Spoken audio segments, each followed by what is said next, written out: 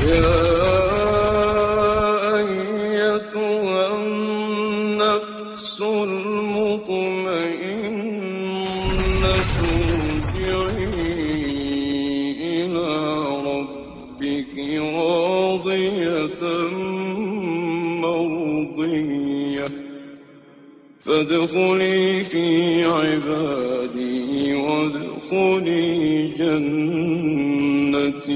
بسم الله الرحمن الرحيم والصلاة والسلام على المرسلين سيدنا محمد وعلى آله أجمعين. اللهم اجمعنا عليك ولا تكلنا إليك لنا اللهم الحق حقا وارزقنا اتباعه وارنا باطل باطلا وارزقنا اجتنابه واجعلنا من عبادك الصالحين وأوليائك المقربين برحمتك يا أرحم الراحمين. Alors un petit rappel, jusqu'à maintenant nous avions fait une introduction générale. Ensuite le premier chapitre on avait parlé de ce que c'était l'ahruf as-sab', les sept variantes par lesquelles ou à travers lesquelles le Coran a été révélé aux musulmans, et nous avons donné toutes les définitions, les définitions les plus importantes qui ont été données par les savants concernant ces 7 ahruf, sachant qu'il y a une quarantaine de divergences, quarantaine de définitions, mais nous avions retenu notamment 6 définitions les plus importantes, et on a vu celle qui est la plus probante et qui englobe les autres définitions. Ensuite, dans le 3e chapitre, la dernière fois, nous avions parlé de la compilation du Coran, comment le Coran fut compilé. Donc on a bien montré que le Coran était déjà compilé à l'époque du prophète sallallahu alayhi wa sallam, mais compilé par la mémorisation de plusieurs compagnons et par des écrits qui étaient un peu dispersés chez les uns et les autres. Mais il n'y avait pas une copie qui englobait tous les versets coraniques en une seule copie en fait. Et là, c'était le travail qu'avait accompli Abu Bakr as-Siddiq radiyallahu anhu juste après la bataille de l'Yamama, dans laquelle il y a 70 lecteurs du Coran, ou mémorisateurs du Coran qui ont trouvé la mort.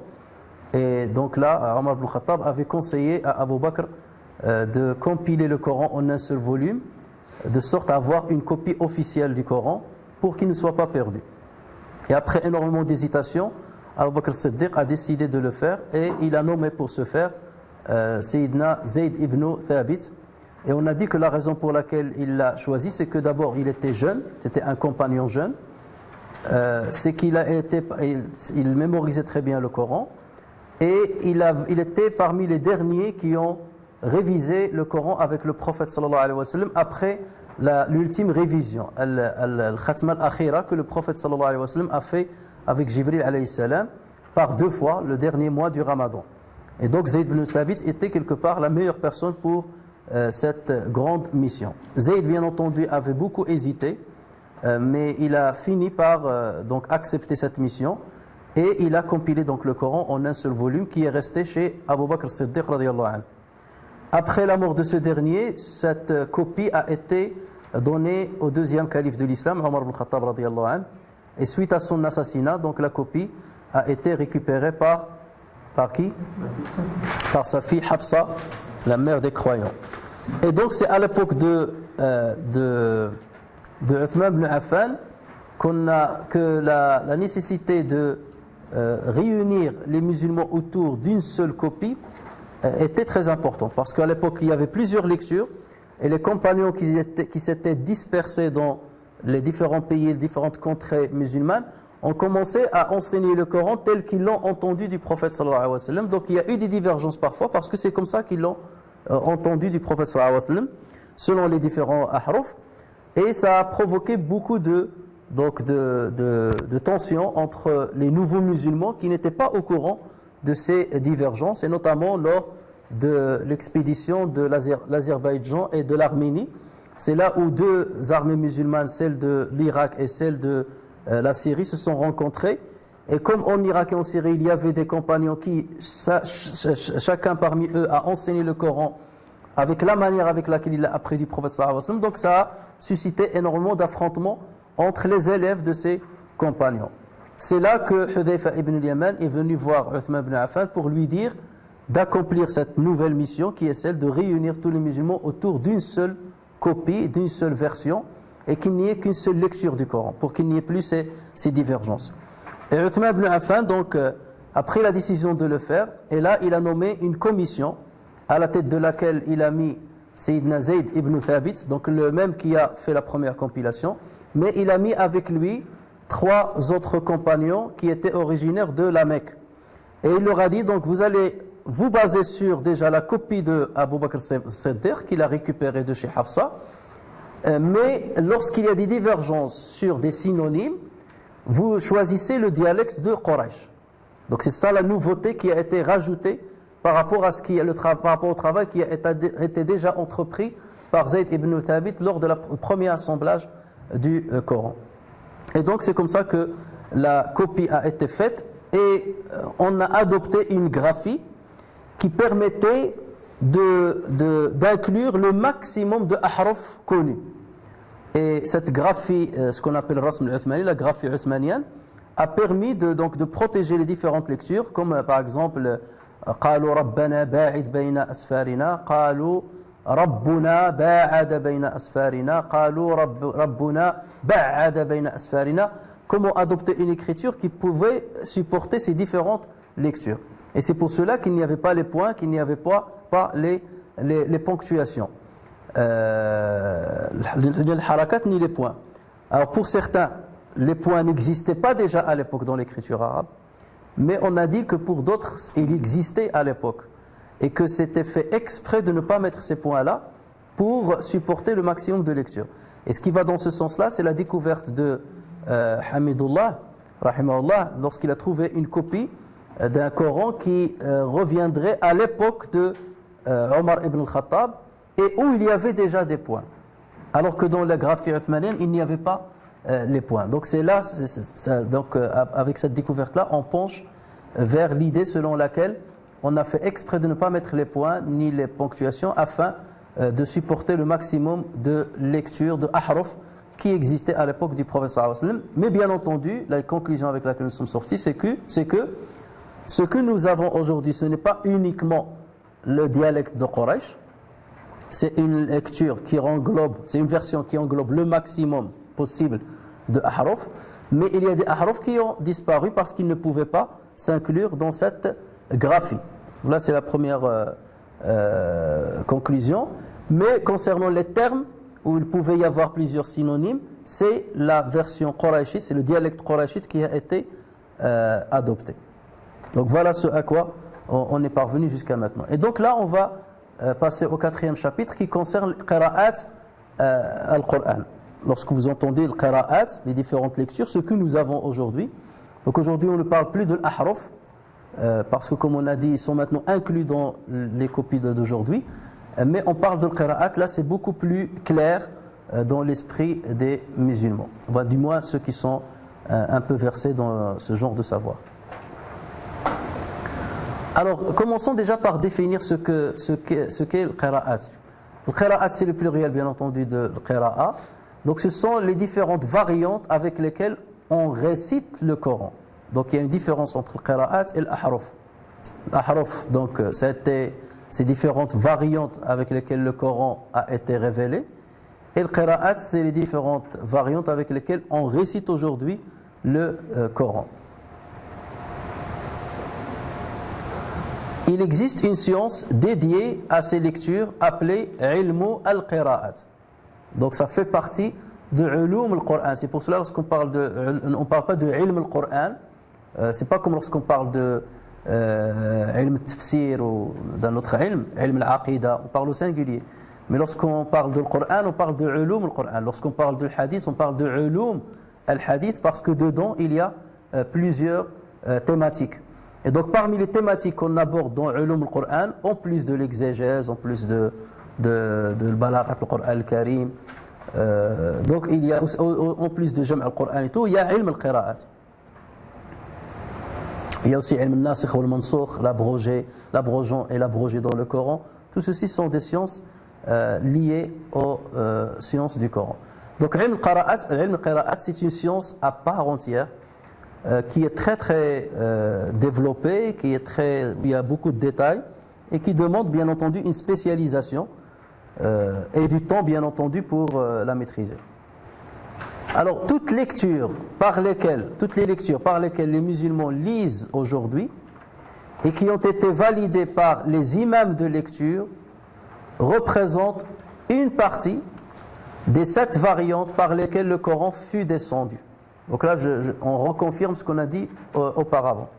Les lectures que nous avons aujourd'hui ne sont qu'une partie des 7 variantes. On n'a pas les 7 variantes aujourd'hui, on n'a qu'une partie des 7 variantes, on ne sait pas exactement le nombre, mais les lectures ne sont qu'une partie des 7 variantes par lesquelles le Coran fut descendu.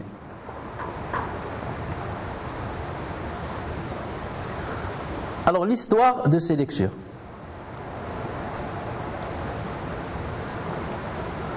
Les compagnons ridwanullahi alayhim lisaient le Coran selon les variantes avec lesquelles le prophète sallallahu alayhi wa sallam lisait. Donc le prophète sallallahu alayhi wa sallam, lorsqu'il lisait le Coran, il ne donnait pas des cours dans la lecture. Voilà. Il dirigeait les prières, il lisait.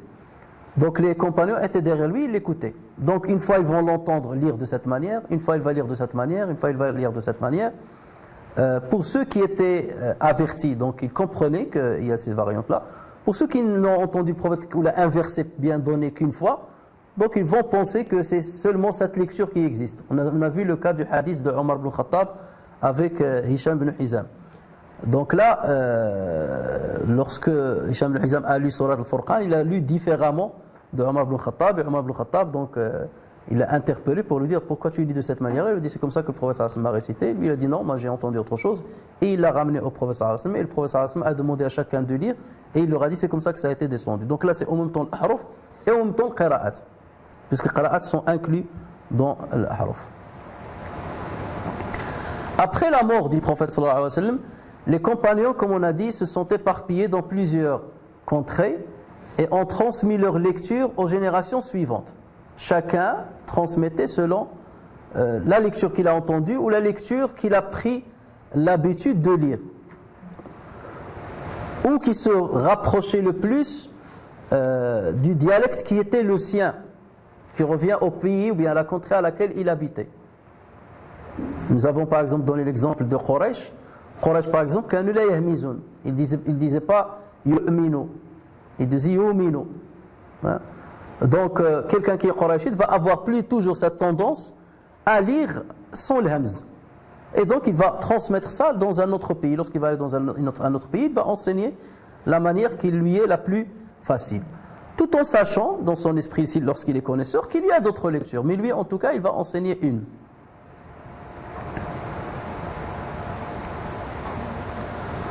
Dans chaque contrée, il y avait des successeurs référents dans la lecture du Coran auxquels les gens revenaient pour apprendre. Et cela, ce que je vous dis ici par rapport aux lectures, était vrai même pour toutes les autres sciences. En fait, au départ, tout était mélangé. Il n'y avait pas chaque science à part. Tout était général. Et les compagnons ne voyaient pas la nécessité de donner des spécialités pour chaque science. Ils transmettaient le hadith, le Coran, l'exégèse, l'aqidah, la lecture du Coran, tout était mélangé. Mais lorsque les compagnons sont morts, c'est là où les successeurs sont venus. Et là, les divergences, comme on a vu déjà avec l'Ahruf, ont commencé à apparaître. Et forcément, les successeurs vont voir qu'il y a une nécessité à ce qu'on commence à faire des référencements bien précis sur ces questions-là. Et donc là vont apparaître des spécialistes de lecture. Autrement dit, des gens, outre certaines compétences dans d'autres domaines, ils vont se spécialiser notamment, ou bien devenir des référents au niveau des lectures. Ils peuvent être des grands savants. Prenez par exemple Hassan al-Basri. Hassan al-Basri, c'était aussi un lecteur. C'était un grand lecteur, mais en même temps, c'était un jurisconsulte. Et c'était un grand exhortateur. Donc il mélange en mais il est devenu une référence au niveau de la lecture parce qu'il maîtrisait. Et ceci dans chaque contrée. Alors lorsqu'on va par exemple à Médine, on va trouver les noms, quelques noms parmi lesquels il y a Mu'ad ibn al-Harith qui est mort en l'an 63 de l'Hégire. Donc tous ceux-ci sont des tabi'in. On va trouver Saïd ibn al-Musayyib. Et vous savez que Saïd ibn al-Musayyib c'est un tabi'i, c'est un faqih en même temps, mais lui aussi il a un référent au niveau des lectures du Coran, qui est né en 13 de l'Hégire et qui est mort en 94 de l'Hégire. Il y a Urwa ibn Zubayr, donc c'est le fils de Zubayr ibn al-Awwam, qui est mort en l'an 95 de l'Hégire. Il y a Omar ibn Abdelaziz. Alors, bien entendu, vous connaissez tous Omar ibn Abdelaziz. Il est considéré comme le 5e calife de l'islam. C'était un jurisconsulte. Il appartenait à la famille royale, mais il avait appris beaucoup la religion. C'était un bon jurisconsulte, chevronné, et c'était aussi un lecteur. C'était un référent au niveau de la lecture coranique. Et lorsqu'on parle de Omar ibn Abdelaziz au niveau de l'fiqh, ça reste un référent. Prenez l'exemple de Zakat al-Fitr. Il était parmi ceux qui ont dit que Zakat al-Fitr, on peut la donner sous forme d'équivalent en argent.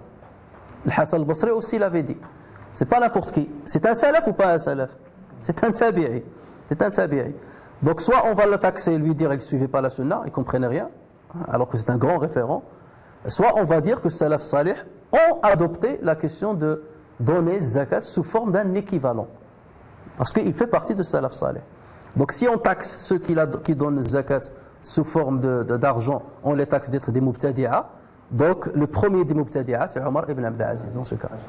Et ça nous honore d'être des mubtadi'a dans ce cas-là, si on nous compare à Omar ibn Abdelaziz, ou on nous compare à Al-Hassan al-Basri. Vous voyez, lorsqu'on n'a pas la connaissance, comment on peut taxer les gens sans se rendre compte qu'on est en train de dire des grossièretés. Ata ibn Yasar, lui aussi c'est un grand. Ceux-là on les appelle les grands, les kibar tabi'in, les grands tabi'in, parce qu'ils ont vécu avec des compagnons. Ils étaient imprégnés par la connaissance de tabi'in, de sahaba. Donc voilà, à midi c'était eux les référents au niveau de la lecture du Coran. Donc vous voyez bien qu'il n'y avait pas, c'était pas des gens rares à trouver. Si à midi on trouve tout ceci et j'en passe d'autres, c'est que c'est-à-dire le Coran était protégé. Il y a des bons référents, il n'y a pas de problème, qui ont des élèves et tout, donc le Coran n'est pas perdu, les lectures n'étaient pas perdues. Qui eux-mêmes ont appris des compagnons et qui eux-mêmes ont appris du prophète sallallahu alayhi wa sallam. Donc il n'y avait pas de rupture dans la chaîne de transmission de qira'at. À la Mecque, on trouve Ubayd ibn Umayr, qui est mort en l'an 73 de l'Hégire. On trouve Mujahid ibn Jabr. Mujahid, il est connu comme étant un des grands exégètes du Coran parce qu'il était l'élève de Abdullah ibn Abbas radiyallahu anhuma. Il est mort en l'an 104 de l'Hégire. Il y a Ata ibn Rabah, qui lui aussi était un grand jurisconsulte. Peut-être un jour on parlera des jurisconsultes et vous verrez que Ata ibn Rabah était une grande référence au niveau de la jurisprudence islamique. Tawus ibn Kisan, qui est mort en l'an 106 de l'Hégire. Et Ikrima Mawla ibn Abbas, donc Ikrima qui était au service de Ibn Abbas, qui a appris directement de Ibn Abbas, Abdullah ibn Abbas. Et Ibn Abbas avait lui-même appris de Ubay ibn Ka'b. Et Ubay ibn Ka'b, c'est un des grands référents au niveau de la lecture du Coran, au niveau du Coran tout entier, puisque le prophète sallallahu alayhi wa sallam a dit prenez le Coran de 4 personnes, parmi lesquelles il a cité Ubay ibn Ka'b. Et donc Ikrima, le Mawla de Ibn Abbas. Vous voyez, le Mawla, ça ne veut pas dire que c'était quelqu'un qui auparavant était esclave, qui a été affranchi, ou ses parents ont été affranchis. Et parce que les parents vivaient chez la famille de l'Abbas, donc les enfants, on dit Mawla, c'est comme si ça devient quelqu'un de la famille. D'accord ? Anciennement, c'était un esclave, ou ses parents étaient des esclaves chez cette famille, et il reste avec la famille. Parce que même si l'esclavagisme a commencé à disparaître, les gens ne pouvaient pas, ils restaient dans le giron de la famille dans laquelle qu'ils ont connu depuis leur enfance. Et donc Ikrima faisait partie de ces gens-là, puisqu'il restait tout le temps avec Ibn Abbas et il apprenait de lui. Et d'ailleurs, arriva un moment où, lorsqu'on a commencé à passer en revue tous les fuqaha, les jurisconsultes référents dans les pays musulmans, on n'a trouvé que des mawali. Que des mawali, pratiquement, à l'exception d'un qui n'était pas mawala. Et même les compagnons, ils étaient... Même à l'époque des compagnons, on a commencé à dire, mais il n'y a que le mawali qui... Pourquoi ? Parce que ce sont des gens qui vivaient dans l'esclavagisme ou leurs parents vivaient dans l'esclavagisme, donc ils ne s'intéressaient pas à la vie. Et ils s'adonnaient beaucoup à la science. Et comme l'islam les a libérés, et que la science et la connaissance les élevaient en degré, et leur donnait un statut respectable dans la société, ce sont des gens qui se sont versés dans l'apprentissage et la quête du savoir et sont devenus des référents. Al-Koufa, on trouve Amr ibn Shurahil, qui est mort en l'an 60 de l'Hégire. On trouve Masrouq, lui aussi c'est une grande référence même au niveau de l'exégèse du Coran. Masrouq ibn al-Ajda', qui est mort en l'an 63 de l'Hégire. Ibrahim al-Nakha'i, lui aussi c'est un grand jurisconsulte. Et lui, il est mort en l'an 96 de l'Hégire. Lorsqu'on va à Al-Basra, à Basora, on trouve Amir ibn Abdi Qais, qui est mort en l'an 55 de l'Hégire. Le Hassan al-Basri, j'ai parlé tout à l'heure de Hassan al-Basri, donc lui aussi était un référent au niveau de la lecture. Lui, il est mort en l'an 110 de l'Hégire. Et on disait que c'était l'homme qui ressemblait le plus au prophète au pluriel, au niveau de son comportement, Hassan al-Basri. Au point que des compagnons venaient s'asseoir chez lui pour apprendre de lui la religion. Et il y a Mohammed ibn Sirin, le fameux interprétateur des rêves. Donc ce n'était pas que la question des rêves. Déjà, pour être un bon interprétateur des rêves, il faut maîtriser le Coran. Parce qu'il y a beaucoup de parallèles qu'on fait entre certains rêves et ce qui existe déjà dans le Coran. Donc si on n'a pas ça, on ne peut pas être un bon interprétateur, etc. Donc vous voyez bien que dans toutes les contrées, il y avait bien des référents au niveau des lectures coraniques. Malgré le grand nombre de ces imams et leur érudition, les lectures coraniques n'ont pas été attribuées directement à eux. Donc ici on parlait de lecture, donc je lisais le Coran, les élèves apprenaient mais on ne disait pas cette lecture elle est d'un tel ou cette lecture elle est d'un tel. Puisque pour eux, on lisait comme le prophète sallallahu alayhi wa sallam lisait le Coran. Donc on n'attribuait pas à l'époque les lectures à ceux qui les enseignaient. Les gens enseignaient les lectures telles qu'ils les ont entendues des compagnons. Et donc voilà, on lit le Coran comme ça. Tu as appris comment? J'ai appris ça. Je lis parce que j'ai appris d'un tel. Cette lecture, je l'ai apprise d'un tel. C'est tout. Mais on n'attribue pas la lecture à la personne. Elle était attribuée directement au prophète sallallahu alayhi wa sallam. Mais elles étaient déjà multiples. Elles étaient déjà multiples. Maintenant, on va venir à l'époque des recueils des lectures. Jusque-là, les lectures se faisaient d'une manière orale. Il n'y avait pas des écrits ou des recueils où on commençait à codifier les lectures.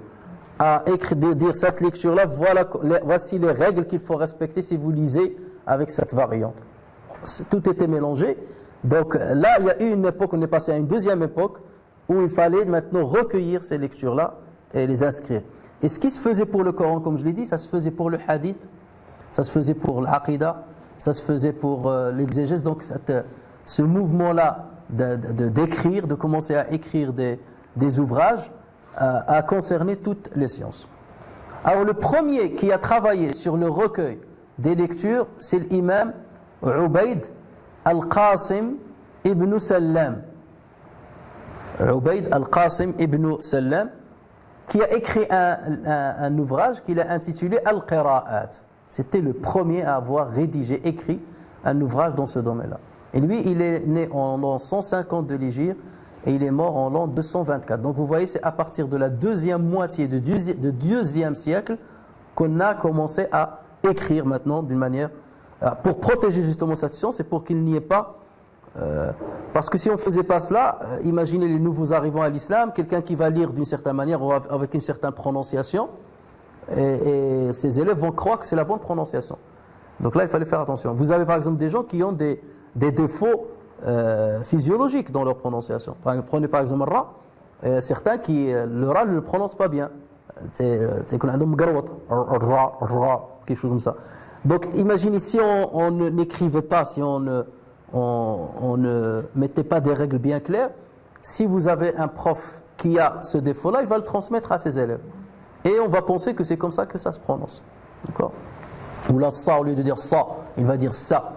Alors que lui n'arrive pas à dire ça, ou la ha, ou la a, ou la ha. Au lieu de dire la ilaha illallah, il va dire la ilaha illallah. Comme maintenant les nouveaux, les musulmans maintenant, les jeunes et ainsi de suite, la prononciation parfois laisse à désirer. Donc il faut protéger justement, il fallait protéger ces qira'at. Alors plusieurs ouvrages ont ensuite été rédigés, mais ils ne s'intéressaient pas à la validation scrupuleuse des chaînes de transmission des lectures répandues à l'époque. Ça veut dire, moi j'ai appris de tel savant, qui lui m'a appris d'un tel et ainsi de suite. Moi je commence à rédiger, voilà, j'ai appris de ce savant. Mais ce savant de combien de personnes a-t-il entendu cela? Ces personnes-là de qui ils ont entendu? On ne s'intéressait pas aux chaînes de transmission, comme pour le hadith. Le hadith, on écrivait, le prophète sallallahu alayhi wa sallam a dit, et on écrivait. Mais qui a rapporté cela? C'est après qu'on a commencé à s'intéresser aux chaînes de transmission pour qu'il n'y ait pas de mélange. Et donc même la validation des hadiths, hadith sahih, hadith hasan, elle est venue beaucoup plus tard. Donc c'est à peu de choses près, la même chose pour al-qira'at. Au départ, on recueillait tout, mais on ne faisait pas le tri. Tel savant, est-ce qu'il a entendu de vrais référents? Ou parce que j'ai entendu ce savant, j'ai dit voilà, il faut lire le amano, le a, vous allez le faire le mettre pendant ces harakats. Là, on commence déjà à parler de harakats et ainsi de suite. Mais on ne s'intéressait pas aux chaînes de transmission. Avec l'élargissement de la transmission des lectionnaires, lectionnaire c'est le qurra, c'est le terme qu'on va utiliser pour le qurra. Donc avec l'élargissement de la transmission des lectionnaires, des savants ont commencé à mettre le tri dans les lectures qui sont valides et celles qui ne le sont pas. Donc là, à partir d'un moment, on a dit, il faut attendre, maintenant il faut qu'on vérifie. Telle personne, il a rapporté cette lecture de qui? Il a rapporté d'un tel. Combien de fois il a lu sur lui? Combien il a fait de khatma du Coran sur lui? Pour qu'on soit sûr que ce qu'il est en train d'enseigner, il l'a bien eu de tel savant. Est-ce qu'il l'a bien rencontré? Combien de fois il a récité sur lui? Et celui-là, il a apporté de qui? Et ainsi de suite. Donc on a commencé à s'intéresser aux chaînes de transmission. Et à partir de là, l'idée de l'qira'at valide a commencé à émerger. Et l'qira'at qui ne sont pas valides ou qui sont douteuses a commencé à apparaître. Le premier qui a fait la distinction entre les lectures valides et les lectures non valides, c'est l'imam Ibn Mujahid al-Tamimi rahimahullah. C'est la grande référence dans ce domaine-là. C'est comme si vous allez parler de Bukhari ou de Muslim. Donc c'est exactement cela. Dans le qira'at. Lui, c'est dans le qira'at. Lui, il est mort en l'an 324 de l'Hégire. Donc il a vécu entre 3e et 4e siècle. Donc vous voyez le temps qu'il a fallu pour commencer à faire la validation. Mais ça ne veut pas dire qu'avant lui, c'était du n'importe quoi. Non, les lectures se transmettaient, donc il y avait les valides, les non valides. Mais lui, il est venu pour faire le tri. Et il y a beaucoup de lectures, donc il faut qu'on fasse le tri, qu'on les catalogue et ainsi de suite. Donc lui, il a fait un vrai travail pour valider certaines lectures et les distinguer des autres. Et donc, il a fini par écrire un ouvrage qu'il a intitulé As-Sab'atu fil Qira'at. As-Sab'atu fil Qira'at. Les 7 dans les lectures. Dans lequel il a référencé 7 lectures valides, ce qu'il a appelé le Qira'at as-Sahiha. Lorsqu'il a dit cela, qu'est-ce qu'il entendait dire? Ça veut dire qu'il entendait dire que les autres lectures étaient marginales pour lui. Elles n'ont pas atteint le degré de validité par rapport aux critères que lui-même a posés. Donc il a dit je vais essayer de valider et tout. Donc il va mettre des critères. C'est comme le hadith sahih, le Bukhari, Muslim et d'autres. Ils mettent des critères. Donc pour qu'un hadith soit authentique, il faut que يجب أن يرويه العدل الضابط عن العدل الضابط وأن لا تكون فيه علة ولا كذا. Donc toutes ces conditions là. Donc lui aussi il a mis des conditions et il a commencé à vérifier. Est-ce que telle lecture là qui nous a été transmise par un tel, qui a reçu d'un tel, qui l'a reçu d'un tel, est-ce qu'elle respecte mes conditions là, mes exigences? Si elle respecte, il dit cette lecture est valide. S'il ne respecte pas, je ne la prends pas en compte. D'accord? Il a même écrit un ouvrage, mais qu'on n'a pas retrouvé, sur ce qu'il a appelé lecture marginale. Donc les autres lectures, il a dit voilà les lectures là, elles existent, mais pour moi elles sont marginales. Ça veut dire qu'ils n'ont pas atteint le degré de validité. Est-ce que ça veut dire que le prophète ne lisait pas comme ça? Non, peut-être que le prophète sallallahu alayhi wa sallam lisait avec ces lectures. Mais pour moi, elles n'ont pas le travail que j'ai fait pour les filtrer m'a permis de ne pas trouver une concordance entre ces lectures-là et les critères que j'ai mis. Donc ces lectures, pour moi, je vais les mettre en marginal. Parce que je ne veux pas courir de risque. C'est le principe de quoi? De précaution. Principe de précaution. Je prends celles qui sont fermes. Là, j'ai aucun doute. Ou les autres... c'est comme le hadith. Vous avez le hadith sahih et le hadith le hasan. Et ensuite, vient da'if. Le hasan, est-ce que ça veut dire qu'on ne le prend pas en compte? Non, mais on le met dans un degré, il respecte certaines conditions de sahih, mais pas assez. Donc on le met, mais il n'est pas si faible, enfin il n'est pas si incertain pour le mettre dans les faibles. Donc on l'a mis dans le hasan. Vous voyez? Donc c'est exactement la même chose. Donc pour eux, les marginales, on va les laisser, ils n'ont pas respecté certaines conditions, donc je vais les considérer comme marginales, mais on ne va pas les utiliser pour réciter le Coran dans la prière. On va les utiliser pour s'en inspirer. Ça peut donner tafsir, ça peut nous aider dans tafsir. Un passage qu'on n'a pas compris, tafsir va nous permettre, je vous donne un exemple. Dans le qissa, on l'a dit tout à l'heure, Sayyidina Moussa avec le Khadr. Donc le Khadr a tué un enfant, qu'est-ce qu'il a dit?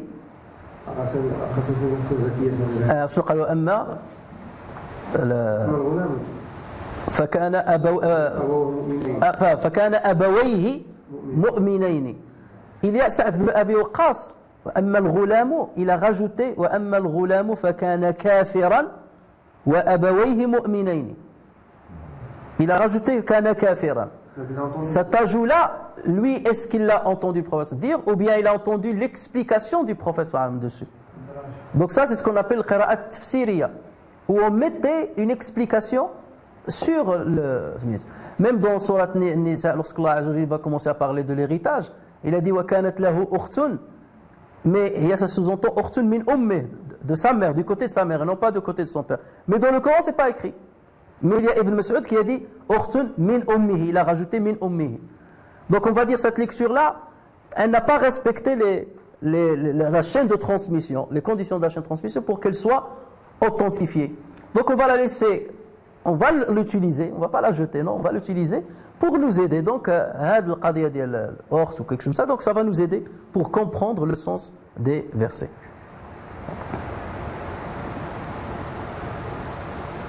Ou bien il y avait وأما السفينة فكانت وكان من ورائهم ملك يأخذ كل سفينة غصبا.